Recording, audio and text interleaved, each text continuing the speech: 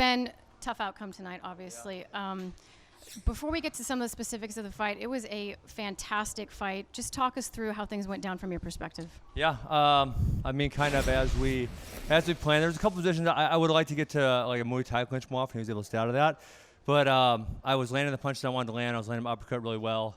And then I was getting takedowns. I think I ended up with 4 or 5 takedowns, I believe. And then I made a really bad decision. I remember, thinking I won the first 2 rounds, which, who knows what the judges say, right? They're crazy. I felt like I won the first 2 rounds.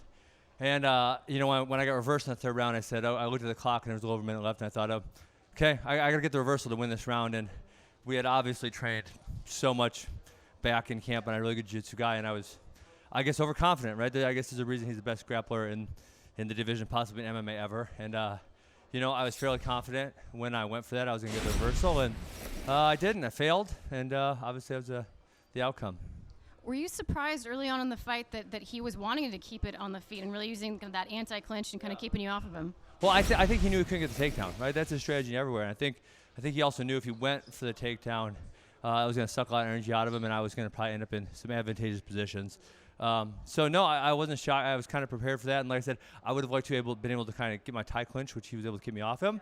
But I was happy with my striking. I cut him 2 or 3 times and landed some really hard punches. And then, when I did go for the takedowns, I got all of the takedowns pretty successfully. Like I said, one bad decision, and at this level, the one bad decision is enough for a failed outcome. You do go home with that fight of the night bonus, small consolation, but it's some consolation. And Ben, you're someone that the fans always want to see fight. It's a tough question to ask right now, but how quickly would you like to get back in there, if that's even a thought in your mind right now? I don't know. I mean, I gotta go home and sit down and talk about it and think about it. I've obviously had a really busy year. It was fantastic. Even coming into this fight, obviously I'm thinking, okay, who am I going to go after next? Who am I going to call out? And when I look at the division, it was like, everybody's busy. Like the call out tonight was going to be hard because there's no one that makes a whole lot of sense right away. So, with that being said, I'll just probably sit and wait for a second and see what happens. Can't wait to see you back in there. Thank you for taking the time to talk with us. Appreciate it. Karen, we'll send it back to you. All right, thanks so much, Laura. T-Wood, what are your thoughts? You know him well.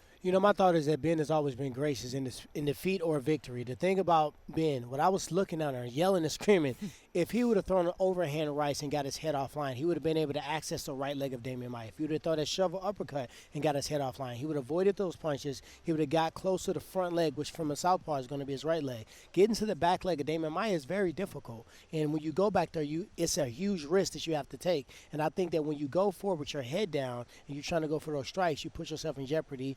And in this position, as I said before, Ben likes to put himself in harm's way because he knows and he's confident at getting out of it. This time he didn't get out of it.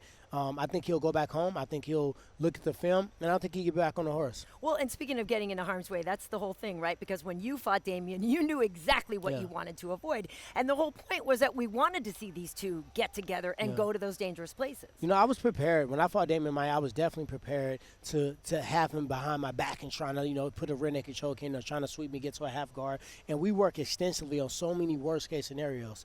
But it's a reason why he has 251 attempts and only 65 takedowns. Successful. When you look in wrestling, that may look like a skewed number. It may look like he has way more attempts than actually than the actual takedown. But this is not wrestling. You're not scoring 2 points. So if he takes 10 takedown attempts to get 1, it only takes him 1. The same thing with Khabib. It may only take him 1. So he has that persistence. So that's why I think he tried to take me down nearly 30 times.